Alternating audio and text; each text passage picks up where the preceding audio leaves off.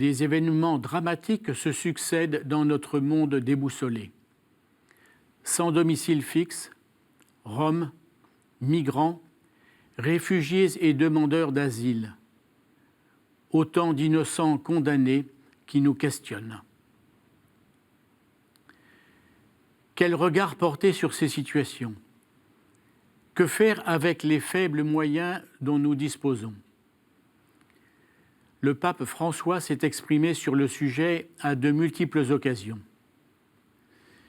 Lorsqu'il nous parle de la naissance de Jésus, il en profite pour faire un parallèle avec les étrangers qui doivent quitter leur terre natale.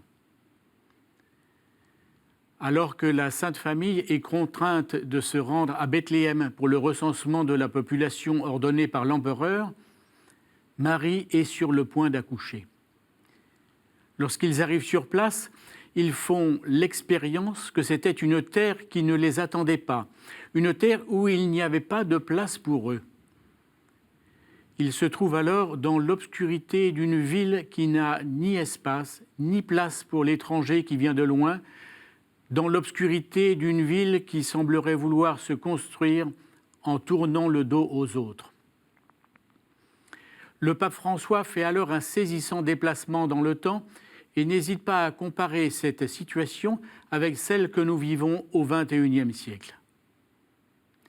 Nous voyons les traces de familles entières qui, aujourd'hui, se voient obligées de partir.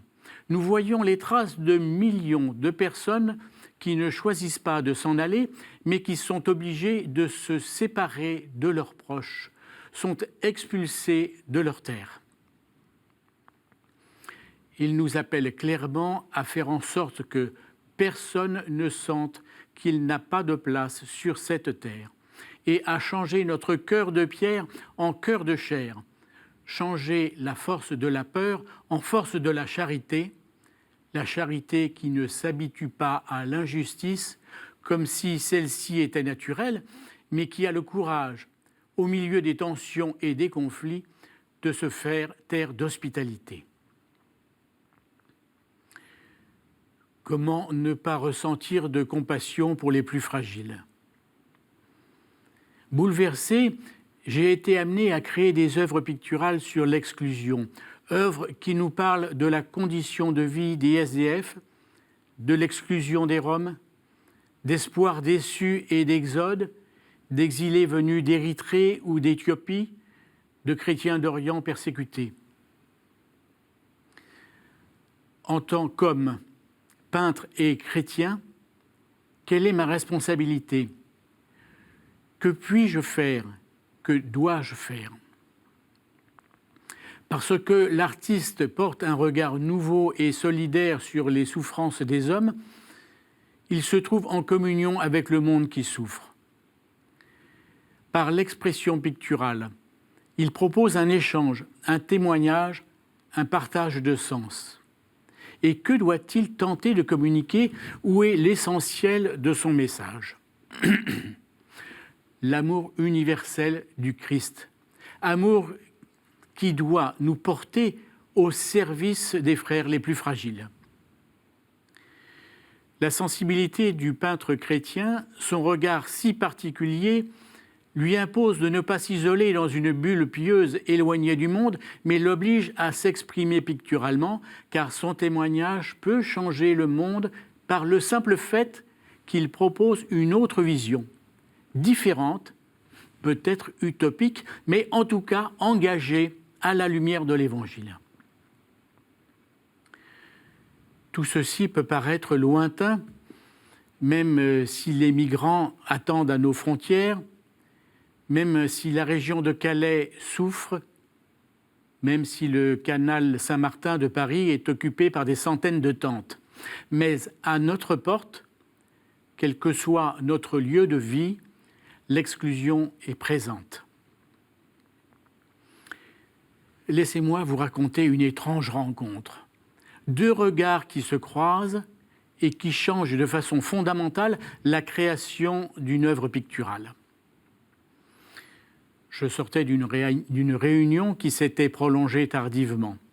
les commerçants avaient sorti sur les trottoirs des cartons d'emballage qui devaient être ramassés par les éboueurs au petit matin. Un pauvre homme, visiblement sans domicile fixe, s'approcha pour récupérer une importante caisse de carton ondulé qui avait emballé un objet volumineux. Avec violence, il la déchira dans les 4 angles et la jeta au sol pour s'y étendre. Faites l'exercice. Une caisse ouverte dans les angles forme une croix.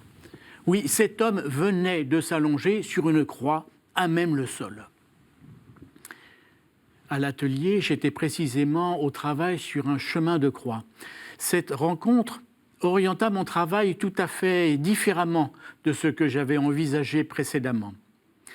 Je décidai alors d'utiliser comme support de ma peinture ces mêmes cartons ouverts en forme de croix et de nommer cette série de tableaux « Chemin de SDF, chemin de croix » pour faire mémoire de la passion du Christ, pour faire mémoire de ces hommes, ces femmes et ces enfants qui dorment dans la rue.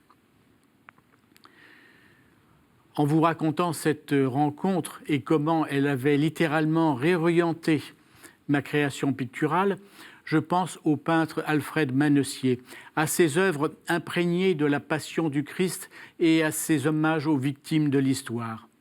Les favelas, les requiem, les hommages à Martin Luther King ou à Dom Helder Camara.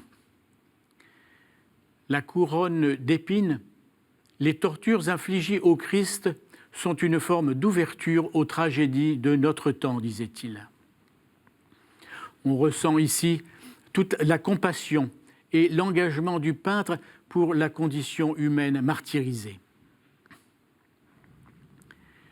Demain, y aura-t-il moins de bateaux surchargés de migrants en Méditerranée, moins de jungles de Calais, moins de construction de murs de la honte bétonnés entre les pays?